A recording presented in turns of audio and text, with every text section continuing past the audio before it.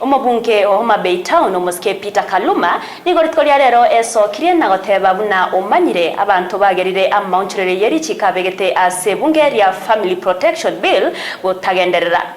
Nanya naboni gago kero bwa Donald Trump uyotia ni guago service buno muraibwe 45 na kabiri asense United States of America na kobeke seri chikoli gotanchira abantu bengenchemo wanchana.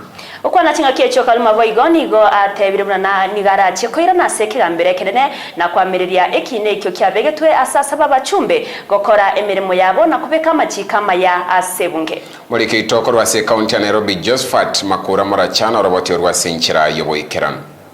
Nigo bono abarai bagenda takoba bakogokere getambukiro kyo muraibwense ya America anyariko bagagutuguterare enyomo y'abantu bengenche yemo sebono omusike Peter Kaluma oro mubunge bwa Homa Bay Town anyariko bagagwesokia na kogokera egetambukire kyo. I've always stood firmly against the LGBTQ policy. Niga begete amaonchoro yeri chiko yenyomo y'abantu bengenche yemo ayata anyariko bagagweta. That family protection bill had provisions similar to these very things contained in President Trump's executive order. And we all know, as the people of Kenya, efforts which have been made by those foreign powers to thwart the family protection bill which I proposed in Kenya from being enacted into law.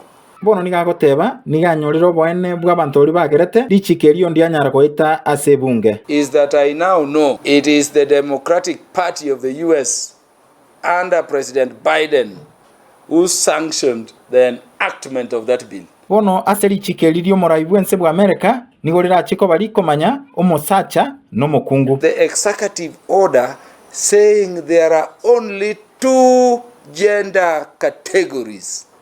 You are either male or female.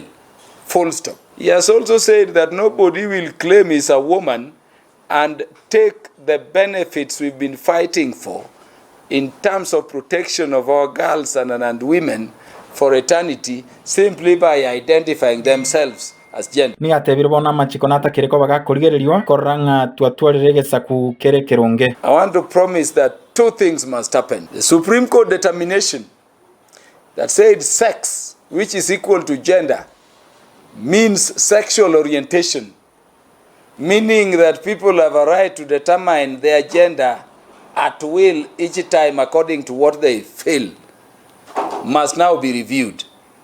Sexual orientation and gender identity is not part of our recognized laws in the country, and that bad decision through which they were directing that homosexual groups must be registered and recognized in Kenya should be reviewed.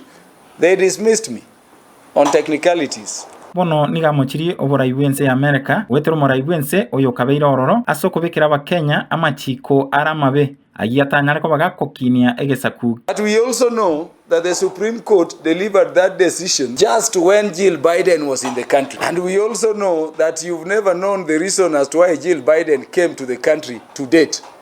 Jill Biden came to the country to force the government, and here the government, I'm including the Supreme Court, to make that determination which had been lying for over 1 year. Bono niga tebire nachiko genda sekigambere kenene elio korigereria ngama chikaya nyako bagago chenchua koikera ekerengo kerigeta keire gyogo kiniegesaku. We are going to approach our Supreme Court again and remind the Supreme Court that the hold the Democrats had on you to use you as an organ of government in Kenya to impose on the people of Kenya homosexuality has been unchained, and to demand that determination be reversed. Inkoripoteria etaya TV kurwa somo kyo Nairobi amarieta ne Josephat Makura Moracha.